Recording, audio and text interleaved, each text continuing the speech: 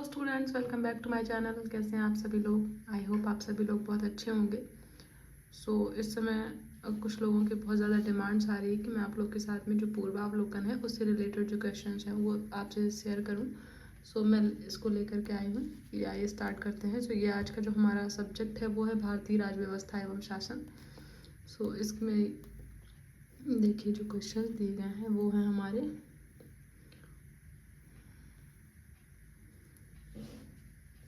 देखिए, इसको कुछ डिटेल्स में जो ये है ये भी दिया गया है जो टॉपिक है। इसके बाद में जो इसके क्वेश्चंस हैं वो भी इसमें दिए गए हैं। सबसे पहला ये जो हमारा टॉपिक है वो है कंपनी के शासन हेतु पारित अधिनियम। भारत का जो संवैधानिक विकास है उससे रिलेटेड। तो पहला क्वेश्चन है, निम्नलिखित में से किस अधिनियम में कलकत्ता में सर्वोच्च न्यायालय की स्थापना का प्रावधान किया गया था? तो इसका आंसर है 1773 के रेगुलेटिंग एक्ट में कलकत्ता में सर्वोच्च न्यायालय की स्थापना का प्रावधान किया गया था, जिसकी स्थापना 1774 में की गई। सर एलिजा एम्पे इसके प्रथम मुख्य न्यायाधीश थे। नेक्स्ट है हमारा क्वेश्चन नंबर सेकंड, सर्वोच्च न्यायालय की स्थापना के संबंध में निम्नलिखित में से कौन सा कथन सही है? तो इसका जो सही ऑप्शन है वो है ऑप्शन नंबर ए। कलकत्ता में सर्वोच्च न्यायालय की स्थापना 1773 के रेगुलेटिंग एक्ट के द्वारा की गई थी। नेक्स्ट हमें सूची को मिलाना है। नियंत्रण परिषद की स्थापना, सर्वोच्च न्यायालय की स्थापना, इंग्लिश मिशनरियों को भारत में कार्य करने की अनुमति, गवर्नर जनरल की परिषद में कानूनी सदस्य की नियुक्ति। तो इसका ऑप्शन जो सही है वो हो जाएगा ऑप्शन नंबर बी। नियामक अधिनियम जो था वो 1773 में पारित हुआ था, सर्वोच्च न्यायालय की स्थापना हुई थी इसके द्वारा। नेक्स्ट पिट्स अधिनियम जो था हमारा, पिट्स भारतीय अधिनियम वो 1784 में आया था। नियंत्रण परिषद की स्थापना। चार्टर अधिनियम जो था वो 1813 में आया था। इसमें इंग्लिश मिशनरियों को भारत में कार्य करने की अनुमति दी गई थी। तथा जो चार्टर अधिनियम 1833 था इसके द्वारा गवर्नर जनरल की परिषद में कानूनी सदस्य की नियुक्ति से ये संबंधित था। नेक्स्ट जो हमारा क्वेश्चन दिया गया है वो है, निम्नलिखित में से किस किन से भारत में अंग्रेजी शिक्षा की नींव पड़ी? 1813 का charter act, general committee of public instructions, या फिर प्राच्यविद एवं आंग्लविद विभाग। तो इसका जो सही ऑप्शन है वो हो जाएगा ऑप्शन नंबर डी, 1, 2 और 3। इसका दिया गया, ईस्ट इंडिया कंपनी ने ओरिएंटल शिक्षा की प्रचलित प्रणाली को हतोत्साहित किया तथा पश्चिमी शिक्षा और अंग्रेजी भाषा को बढ़ावा दिया। 1813 के चार्टर अधिनियम में भारत में शिक्षा के प्रसार के लिए प्रतिवर्ष 1 लाख रुपए खर्च करने के प्रावधान को अपनाया गया। 1823 ईस्वी में general committee of public instructions का गठन किया गया, जिसकी जिम्मेदारी शिक्षा के लिए 1 लाख रुपए देने की थी। समिति में 10 यूरोपीय सदस्य शामिल थे, जिसके अध्यक्ष लॉर्ड मैकाले थे। इसके बाद governor general William Cavendish Bentinck के शासनकाल में 7 मार्च 1835 को लॉर्ड मैकाले के प्रस्ताव को स्वीकृत कर भारत में अंग्रेजी को उच्च शिक्षा का माध्यम मान लिया गया। भारत में आंग्ल शिक्षा के समर्थकों के नेता ट्रेवेलियन थे, जबकि एच.टी. प्रिंसिप प्राच्य शिक्षा के समर्थकों के नेतृत्व करता थे। नेक्स्ट क्वेश्चन है, किस अधिनियम के द्वारा ब्रिटिश संसद ने चाय और चीन के साथ व्यापार को छोड़कर ईस्ट इंडिया कंपनी के भारत के साथ व्यापारिक एकाधिकार को समाप्त कर दिया? तो ये था हमारा 1813 के चार्टर अधिनियम के माध्यम से ब्रिटिश संसद ने चाय और चीन के साथ व्यापार को छोड़कर ईस्ट इंडिया कंपनी के भारत के साथ व्यापारिक एकाधिकार को समाप्त कर दिया। जबकि 1833 के चार्टर अधिनियम द्वारा कंपनी के समस्त व्यापारिक कार्य समाप्त कर दिए गए तथा भविष्य में कंपनी को केवल राजनीतिक कार्य ही करने थे। नेक्स्ट हमारा जो क्वेश्चन है वो है, चार्टर एक्ट 1813 के संबंध में निम्नलिखित कथनों पर विचार कीजिए। इसने भारत में ईस्ट इंडिया कंपनी के व्यापार एकाधिपत्य को चाय का व्यापार तथा चीन के साथ व्यापार को छोड़कर समाप्त कर दिया। सेकंड है, इसने कंपनी द्वारा अधिकार में लिए गए भारतीय राज्य क्षेत्रों पर ब्रिटिश राज्य क्राउन की संप्रभुता को सुदृढ़ कर दिया। थर्ड है हमारा, भारत का राजस्व अब ब्रिटिश संसद के नियंत्रण में आ गया था। इसका सही ऑप्शन हो जाएगा ऑप्शन 1 और 2।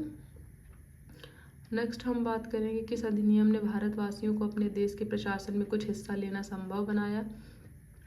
तो चार्टर एक्ट 1833 की धाराओं में सबसे महत्वपूर्ण धारा जो संख्या थी वो है 87, जिसमें यह कहा गया कि किसी भी भारतीय अथवा क्राउन की देशज प्रथा को अपने धर्म, जन्मस्थान, वंशानुक्रम, वर्ण अथवा इनमें से किसी एक कारणवश कंपनी के अधीन पद अथवा सेवा से अयोग्य नहीं माना जाएगा। कालांतर में राजनीतिक आंदोलन में 1833 एक्ट की यह धारा प्रशासन में भागीदारी हेतु मुख्य आधार बनी। नेक्स्ट है हमारा, ये देखिए फर्स्ट क्वेश्चन जो है, निम्नलिखित में से किस अधिनियम के अंतर्गत भारतीय विधान परिषद को बजट पर बहस करने की शक्ति प्राप्त हुई? तो इसका ऑप्शन है ऑप्शन नंबर बी, भारतीय परिषद अधिनियम 1892। 1892 के भारतीय परिषद अधिनियम ने विधान परिषद के कार्यों में वृद्धि की। इसके तहत बजट पर बहस करने की शक्ति दी गई, परंतु मतदान का अधिकार नहीं था। इस अधिनियम के तहत 6 दिन की पूर्व नोटिस पर कार्यपालिका से प्रश्न पूछने की अनुमति दी गई, परंतु पूरक प्रश्न पूछने का अधिकार नहीं था। सेकंड है, ब्रिटिश भारत में सांप्रदायिक प्रतिनिधित्व की व्यवस्था निम्नलिखित में से किस अधिनियम द्वारा की गई? ऑप्शन है मार्ले मिंटो सुधार 1909। भारतीय परिषद अधिनियम 1909 मार्ले मिंटो सुधार द्वारा ब्रिटिश भारत में सर्वप्रथम सांप्रदायिक प्रतिनिधित्व की स्थापना की गई, जिसके अंतर्गत मुसलमानों के लिए पृथक निर्वाचन मंडल का प्रावधान किया गया। नेक्स्ट क्वेश्चन हमारा है, निम्नलिखित में से किस एक अधिनियम द्वारा भारत में संघीय न्यायालय की स्थापना की गई? तो ऑप्शन है ऑप्शन नंबर डी, उपयुक्त में से कोई नहीं। भारत में संघीय न्यायालय की स्थापना 1 अक्टूबर 1937 को भारत सरकार अधिनियम 1935 के अंतर्गत की गई। इसके प्रथम मुख्य न्यायाधीश सर मॉरिस ग्वेयर थे। उपयुक्त दिए गए विकल्पों में भारत सरकार अधिनियम 1935 नहीं होने के कारण विकल्प डी सही उत्तर है। नेक्स्ट है हमारा, भारत का संघीय न्यायालय निम्नलिखित में से किस वर्ष में स्थापित हुआ था? ऑप्शन नंबर बी 1937 में। नेक्स्ट क्वेश्चन है, केंद्र में द्वैध शासन किस अधिनियम के अंतर्गत स्थापित किया गया? आंसर इसका सही हो जाएगा आंसर नंबर सी, भारत सरकार अधिनियम 1935 के अंतर्गत केंद्र में द्वैध शासन, एक नए अखिल भारतीय संघ की स्थापना तथा प्रांतों में द्वैध शासन व्यवस्था को समाप्त करने का प्रावधान किया गया। प्रांतों में द्वैध शासन का उपबंध 1919 के अधिनियम द्वारा किया गया था। केंद्र में द्वैध शासन के तहत संघीय विषयों को 2 भागों में बांटा गया, आरक्षित और हस्तांतरित विषय। नेक्स्ट हम बात करेंगे, निम्नलिखित में से किस अधिनियम ने केंद्र में द्वैध शासन प्रणाली को स्थापित किया? ऑप्शन हो जाएगा ऑप्शन नंबर ए, भारत शासन अधिनियम 1935। नेक्स्ट है, 1919 के भारत शासन अधिनियम की निम्नलिखित में से कौन सी प्रमुख विशेषताएं हैं? ऑप्शन है प्रांतों की कार्यकारिणी सरकार में द्वैध शासन की व्यवस्था। सेकंड है मुसलमानों के लिए पृथक सांप्रदायिक निर्वाचक मंडलों की व्यवस्था। थर्ड है केंद्र द्वारा प्रांतों को विधायी शक्ति का हस्तांतरण। तो सही हो जाएगा एक और सी। ये हमारा IAS में पूछा गया क्वेश्चन है 2012 में। नेक्स्ट हम बात करेंगे, निम्नलिखित में से किसने ब्रिटिश भारत में प्रांतीय स्वायत्तता शुरू की? ऑप्शन हो जाएगा डी, भारत सरकार अधिनियम 1919। नेक्स्ट हम बात करेंगे, भारतीय विधान पालिका प्रथम बार द्विसदनीय बनाई गई। ऑप्शन हो जाएगा सी, 1919 के भारत सरकार अधिनियम के द्वारा। नेक्स्ट है, केंद्र में कौन सा एक्ट द्विसदनीय विधायिका लाया? ऑप्शन नंबर सी हो जाएगा 1919 का एक्ट। नेक्स्ट है, 1919 के मॉन्टेग्यू चेम्सफोर्ड सुधारों में 21 वर्ष से अधिक आयु की सभी महिलाओं के लिए मताधिकार की संस्तुति की गई। सेकेंड है, 1935 के गवर्नमेंट ऑफ इंडिया एक्ट में विधानमंडल में महिलाओं के लिए आरक्षित स्थानों का प्रावधान किया गया। तो इसका जो सही ऑप्शन है वो जाएगा ऑप्शन नंबर बी, केवल 2। मॉन्टेग्यू चेम्सफोर्ड सुधारों के रूप में अभिहित भारत सरकार अधिनियम 1919 द्वारा महिलाओं को मताधिकार प्रदान किया गया था, परंतु यह सीमित वर्गों की महिलाओं के लिए ही था, सभी महिलाओं के लिए वैसे मताधिकार पर आधारित नहीं था। इस प्रकार कथन एक सही नहीं है। सेकंड जो हमारा है वो है 1935 में भारत सरकार अधिनियम द्वारा सांप्रदायिक निर्वाचन प्रणाली का विस्तार करते हुए दलित वर्गों, महिलाओं और श्रमिकों के लिए पृथक निर्वाचक मंडलों को प्रावधान करते हुए विधानमंडल में स्थान आरक्षित किए गए थे। नेक्स्ट है, सिविल सेवा के संदर्भ में निम्नलिखित कथनों में से कौन सा सही है? पहला है, भारत सरकार अधिनियम 1919 में भारतीय सिविल सेवा के लिए एक अलग परीक्षा का प्रावधान किया गया जो भारत में होनी थी। सेकंड है, भारतीय सिविल सेवा में 1941 में भारतीयों का प्रतिशत यूरोप वासियों से अधिक था। सो इसमें से हमें सही चुनना है, तो ऑप्शन नंबर सी सही हो जाएगा, 1 और 2 दोनों। नेक्स्ट हम बात करेंगे, केंद्रीय विधानसभा के निम्नांकित में से कौन से निर्वाचन भारत शासन अधिनियम 1919 के तहत हुए? तो इसका जो सही ऑप्शन है हमारा वो हो जाएगा ऑप्शन नंबर सी, 1 और सी। 1926 और 1945। 1926 और वर्ष 1945 का केंद्रीय विधानसभा चुनाव भारत शासन अधिनियम 1919 के तहत हुआ था। नेक्स्ट है, भारत शासन अधिनियम 1919 के अंतर्गत भारतीय विधायिका का अंतिम निर्वाचन किस वर्ष में आयोजित किया गया था? तो ऑप्शन है 1945 में। नेक्स्ट हम बात करेंगे, राष्ट्रपति की अध्यादेश निर्गत करने की शक्ति प्रेरित है। ऑप्शन नंबर बी भारत सरकार अधिनियम 1935 के द्वारा।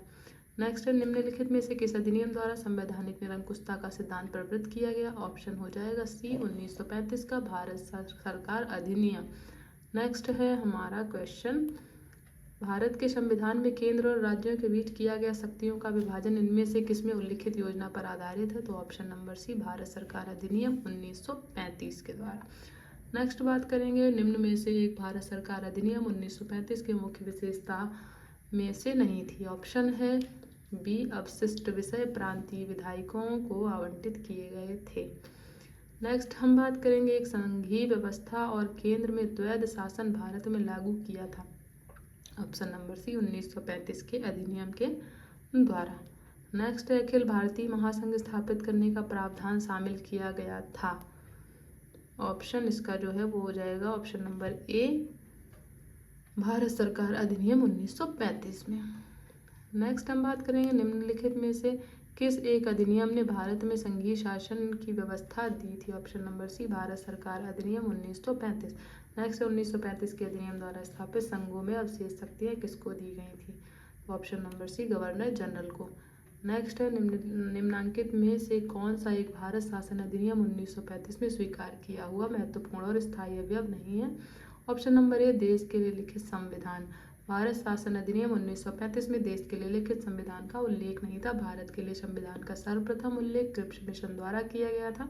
अन्य तीनों विकल्प भारत शासन अधिनियम 1935 में समाहित थे। नेक्स्ट 1935 का गवर्नमेंट ऑफ इंडिया एक्ट क्यों महत्वपूर्ण है?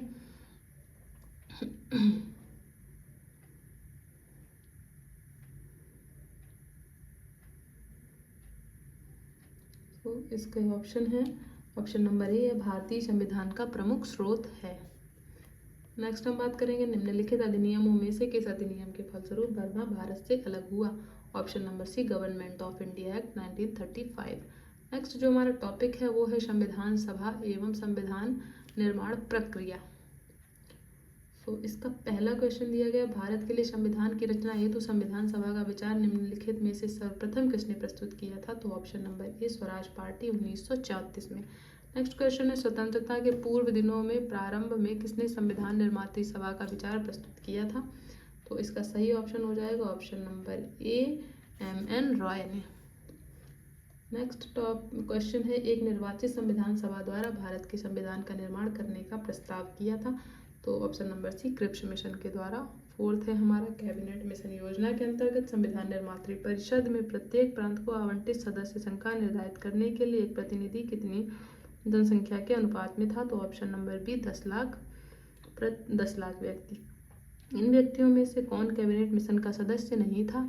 विलियम वुड जो थे वो कैबिनेट मिशन के सदस्य नहीं थे। कैबिनेट मिशन मार्च 1946 में भारत पहुंचा। इस मिशन के सदस्य स्टैफोर्ड क्रिप्स, पैथिक लॉरेंस और ए.बी. अलेक्जेंडर सेना मंत्री जो थे वो थे। नेक्स्ट है, भारतीय संविधान सभा का गठन किया गया? Option number C cabinet mission योजना 1946 के अंतर्गत। नेक्स्ट है, 1946 में निर्मित अंतरिम सरकार में कार्यपालिका परिषद के उपसभापति थे? ऑप्शन नंबर ए जवाहरलाल नेहरू। नेक्स्ट है, निम्नलिखित में से कौन अगस्त 1946 में गठित प्रथम अंतरिम राष्ट्रीय सरकार का सदस्य नहीं था? Option number C doctor S Radhakrishnan. Next बात करेंगे, बेबेल योजना के अनुसार कार्यकारी परिषद में हिंदू और मुस्लिम सदस्यों की संख्या समान होनी थी। तो इसका जो आंसर है वो है कथन सही है, लेकिन कारण जो है वो गलत है।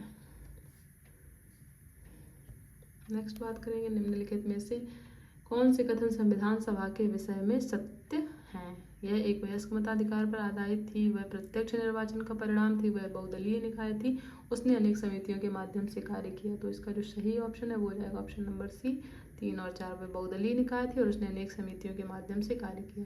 संविधान सभा के गठन के लिए राज्यों की विधानसभाओं का उपयोग निर्वाचक मंडल के रूप में किया गया। अतः संविधान सभा अप्रत्यक्ष निर्वाचन का परिणाम थी।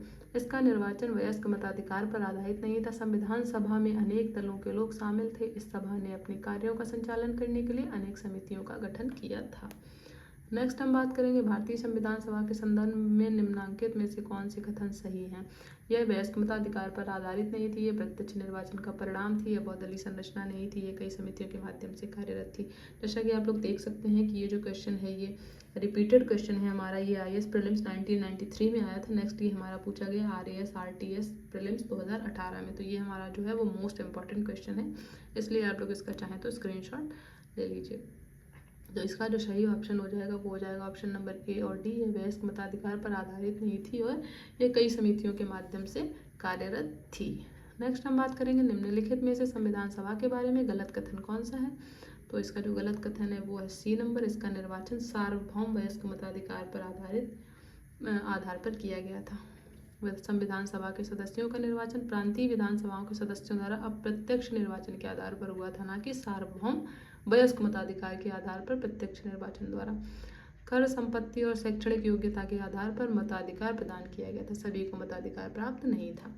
नेक्स्ट है भारत के संविधान का प्रारूप तैयार करने वाली संविधान सभा के सदस्यों को ऑप्शन नंबर C विभिन्न प्रांतों की विधानसभाओं द्वारा चुना गया। नेक्स्ट है भारतीय इतिहास के संदर्भ में प्रांतों से संविधान सभा के सदस्य ऑप्शन नंबर C प्रांतीय विधानसभाओं द्वारा निर्वाचित हुए थे। नेक्स्ट है संविधान सभा के सदस्यों का चुनाव कैसे हुआ था। ऑप्शन नंबर D प्रांतीय सभाओं द्वारा। संविधान सभा के चुने हुए स्थायी अध्यक्ष कौन थे। Option number C doctor Rajendra Prasad. 9 दिसंबर 1946 को संविधान सभा की प्रथम बैठक की अध्यक्षता स्थायी अध्यक्ष डॉक्टर सच्चिदानंद सिन्हा ने की थी। 11 दिसंबर 1946 को संविधान सभा ने डॉक्टर राजेंद्र प्रसाद को निर्विरोध संविधान सभा के स्थायी अध्यक्ष के रूप में निर्वाचित किया। नेक्स्ट है संविधान सभा की बैठक की अध्यक्षता किसने की। तो इसका जो ऑप्शन नंबर C हो जाएगा डॉक्टर सच्चिदानंद सिन्हा। नेक्स्ट है भारतीय संविधान सभा के उद्घाटन अधिवेशन की अध्यक्षता की थी। ऑप्शन नंबर B डॉक्टर सच्चिदानंद सिन्हा ने। नेक्स्ट है भारत की संविधान निर्मात्री सभा के अध्यक्ष कौन थे। डॉक्टर राजेंद्र प्रसाद। नेक्स्ट क्वेश्चन हमारा है स्वतंत्र भारत की संविधान सभा के अध्यक्ष कौन थे। डॉक्टर राजेंद्र प्रसाद। संविधान सभा के प्रथम मनोनीत उपसभापति कौन थे। Frank Anthony. संविधान सभा के प्रथम अस्थायी उपसभापति फ्रैंक एंथोनी थे, जिन्हें 9 दिसंबर 1946 को अस्थायी सभापति अध्यक्ष सच्चिदानंद सिन्हा द्वारा मनोनीत किया गया था। HC मुखर्जी संविधान सभा के पहले स्थायी उपाध्यक्ष थे। नेक्स्ट है भारतीय संविधान सभा की स्थापना की गई थी। ऑप्शन नंबर B 9 दिसंबर 1946 को। नेक्स्ट है संविधान सभा की प्रथम बैठक हुई थी तो 9 दिसंबर 1946 को। संविधान सभा का गठन हुआ था दिसंबर 1946 को। मोस्ट इंपॉर्टेंट क्वेश्चन है, इसको आप लोग नोट कर लीजिए या फिर स्क्रीनशॉट ले लीजिए। ये UPPCS प्रीलिम्स 1995 में पूछा गया, BPSC में पूछा गया, फिर री एग्जाम में भी ये जो है वो पूछा गया। नेक्स्ट है संविधान सभा का गठन, ये भी हमारा प्रीलिम्स में पूछा गया है। सो ये मोस्ट इम्पॉर्टेंट क्वेश्चन है हमारा। इसके बाद ये देखिए UP प्रीलिम्स 1990 में पूछा गया है। देन ये जो है पूछा गया है हमारा UPPCS मेंस 2011 में भी यही क्वेश्चन सेम पूछा गया। तो इसका नेक्स्ट है फिर भारतीय संविधान सभा की पहली बैठक 9 दिसंबर 1946। इसको आप लोग नोट कर लीजिए, रट लीजिए अच्छे से। नेक्स्ट है हमारा भारत को एक संविधान देने का प्रस्ताव संविधान द्वारा पारित किया गया फिर 22 जनवरी 1947 को। 22 जनवरी 1947 को संविधान सभा द्वारा भारत को एक संविधान देने का उद्देश्य प्रस्ताव पारित किया गया। उद्देश्य प्रस्ताव को 13 दिसंबर 1946 को संविधान सभा में जवाहरलाल नेहरू द्वारा पेश किया गया था। आगे चलकर यही उद्देश्य प्रस्ताव प्रस्तावना का प्रारूप बना था। नेक्स्ट है संविधान सभा के सम्मुख संविधान की प्रस्तावना का प्रस्ताव किसने रखा। तो option number A Jawaharlal Nehru ने। नेक्स्ट है संविधान सभा में उद्देश्य प्रस्ताव निम्न में से किसी के द्वारा प्रस्तुत किया गया। पंडित जवाहरलाल नेहरू। इसको भी आप लोग मोस्ट इंपॉर्टेंट टिक कर लीजिए, ये बार बार पूछा गया, रिपीटेड क्वेश्चन है। नेक्स्ट है भारतीय संविधान के निर्माण से संबंधित निम्नलिखित कथनों में से कौन सा सही है। पंडित नेहरू के उद्देश्य प्रस्ताव का जो संविधान सभा द्वारा स्वीकार किया गया संविधान के निर्माण पर असर था। सेकेंड है उद्देशिका बहुत महत्वपूर्ण उद्देश्यों की पूर्ति करती है। थर्ड है हमारा संविधान को भारत के लोगों ने आदेशित किया। फोर्थ है राज्य के मुखिया को लोग प्रत्यक्ष रूप से निर्वाचित करते हैं। तो इसमें से जो हमारा सही है वो हो जाएगी 1, 2 और 3। इसका जो ये डिटेल दिया गया है, भारतीय संविधान के तहत राज्य के मुखिया अर्थात राष्ट्रपति का निर्वाचन लोगों द्वारा प्रत्यक्ष रूप से नहीं बल्कि अप्रत्यक्ष रूप से जनप्रतिनिधियों के माध्यम से किया जाता है। अन्य तीनों कथन सही है। नेक्स्ट है भारतीय संविधान को बनाने हेतु भारतीय संविधान सभा के कुल कितने अधिवेशन हुए थे। तो ऑप्शन नंबर C 12 अधिवेशन हुए थे। नेक्स्ट है भारत की संविधान सभा की अंतिम बैठक की सही तिथि को बताइए, तो इसका ऑप्शन नंबर सी 24 जनवरी 1950। नेक्स्ट है भारत के संविधान के निर्माण में संविधान सभा को कितना समय लगा, तो ऑप्शन है 2 वर्ष 11 माह 18 दिन। नेक्स्ट हम बात करेंगे क्वेश्चन नंबर 34 की। तो इसके जो ऑप्शंस हैं हमें सूची को मिलाना है। तो ये है संविधान सभा के पहले उपाध्यक्ष, प्रारूप समिति के मूलतः एकमात्र कांग्रेसी सदस्य, राजस्थान की रियासतों का प्रतिनिधित्व करने वाले संविधान सभा के सदस्य, संघ संविधान समिति के अध्यक्ष। तो ये इस तरह है। संविधान सभा के जो पहले उपाध्यक्ष थे वो थे हमारे एच.सी. मुखर्जी, प्रारूप समिति की मूलतः एकमात्र कांग्रेसी सदस्य के.एम. मुंशी, राजस्थान की रियासतों का प्रतिनिधित्व करने वाले संविधान सभा के सदस्य वी.टी. कृष्णमाचारी। नेक्स्ट है संघ संविधान समिति के अध्यक्ष जवाहरलाल नेहरू। नोट दिया गया है संविधान सभा के पहले अस्थायी उपाध्यक्ष फ्रैंक एंथोनी थे, जिन्हें 9 दिसंबर 1946 को अस्थायी अध्यक्ष सच्चिदानंद सिन्हा द्वारा नामित किया गया था। एच.सी. मुखर्जी संविधान सभा के पहले स्थायी उपाध्यक्ष थे। ये हमारा मोस्ट इम्पॉर्टेंट क्वेश्चन है, इसको आप लोग स्क्रीनशॉट ले लीजिए। भारतीय संविधान के निर्माण के समय संवैधानिक सलाहकार कौन थे, तो ऑप्शन है option number C B N. Rau. Next है हमारा भारतीय संविधान का प्रथम प्रारूप तैयार किया था बी.एन. राव ने। संविधान सभा में भारतीय संविधान का तृतीय वाचन कब प्रारंभ हुआ था, तो इसका एक भी आंसर जो है हमारा सही नहीं है, तो नीचे दिया गया है संविधान सभा में भारतीय संविधान का तृतीय वाचन 17 नवंबर 1949 से प्रारंभ हुआ और 26 नवंबर 1949 तक चला। नेक्स्ट है भारत का संविधान पूर्ण रूप से तैयार हुआ था, ऑप्शन नंबर बी 26 नवंबर 1949। नेक्स्ट है भारतीय संविधान को संविधान सभा द्वारा अंगीकृत किया गया 26 नवंबर 1949। ये भी हमारा मोस्ट इंपॉर्टेंट क्वेश्चन है, आप लोग इसका स्क्रीनशॉट ले लीजिए।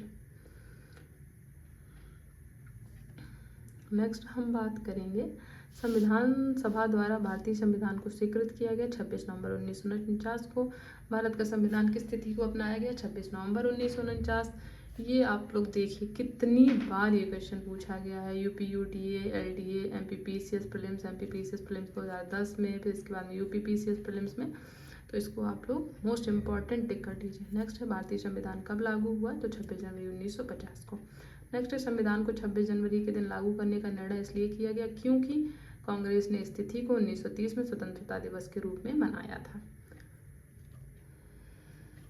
नेक्स्ट है भारतीय संविधान दिवस मनाया जाता है, तो ऑप्शन नंबर बी 26 नवंबर। नेक्स्ट हम बात करेंगे भारतीय संविधान को अपनाया गया, तो संविधान सभा द्वारा। संविधान सभा के 11वें अधिवेशन में 26 नवंबर 1949 को भारतीय संविधान सभा द्वारा अपनाया गया और अधिनियमित किया गया। नेक्स्ट है भारतीय संविधान को 26 नवंबर 1949 को किसके द्वारा अधिनियमित किया गया, संविधान सभा द्वारा। नेक्स्ट है भारत का संविधान अंगीकृत एवं अधिनियमित हुआ था 26 नवंबर 1949 को। इसको आप लोग स्क्रीनशॉट ले लीजिए। नेक्स्ट है बी.आर. अम्बेडकर का संविधान सभा में निर्वाचन हुआ था, तो इसका ऑप्शन हो जाएगा हमारा option number B Bombay presidency से। इसको एक बार आप लोग को पढ़ लीजिए, मैं बताती हूँ आपको। वर्ष 1946 में संपन्न संविधान सभा के प्रारंभिक चुनाव में डॉक्टर भीमराव अम्बेडकर अविभाजित भारत के बंगाल प्रांत के पूर्वी भाग से निर्वाचित हुए थे। बाद में यह क्षेत्र पाकिस्तान में चले जाने के कारण डॉक्टर अम्बेडकर भारतीय गणतंत्र के बम्बई प्रेसिडेंसी के पूना संसदीय क्षेत्र से उपचुनाव में निर्वाचित होकर भारतीय संविधान सभा में सम्मिलित हुए। पूना सीट उनके लिए कांग्रेस के एम.आर. जयकर ने त्यागपत्र देकर रिक्त की थी। यद्यपि विकल्प ए में पश्चिम बंगाल है, फिर भी ये अभी इस विकल्प नहीं हो सकता क्योंकि डॉक्टर अम्बेडकर पूर्वी बंगाल से प्रथमतः निर्वाचित हुए थे। अंततः उन्होंने बम्बई प्रेसिडेंसी से निर्वाचित सदस्य के रूप में संविधान सभा में कार्य किया था। नेक्स्ट है डॉक्टर भीमराव अम्बेडकर का जन्म और मृत्यु कब हुई, ऑप्शन नंबर बी 1891 में जन्म हुआ था और 1956 में उनकी मृत्यु हुई थी। नेक्स्ट है तृतीय गोलमेज सम्मेलन के विचार विमर्श की परिणति भारत सरकार अधिनियम 1935 के पारित होने के रूप में हुई। सेकंड है भारत सरकार अधिनियम 1935 ने ब्रिटिश भारत के सूबों और भारतीय रियासतों के एक संघ पर आधारित ऑल इंडिया फेडरेशन के गठन का उपबंध किया। तो सही हो जाएगा ऑप्शन नंबर सी 1 और 2 दोनों।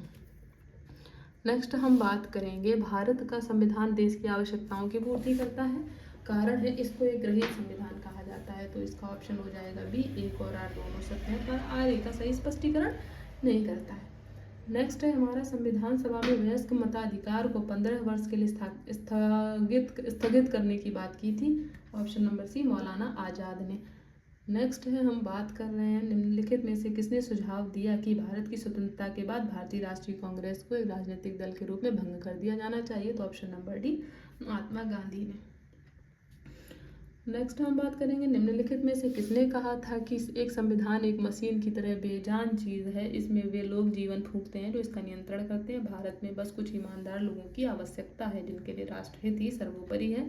ऑप्शन नंबर है डॉक्टर राजेंद्र प्रसाद।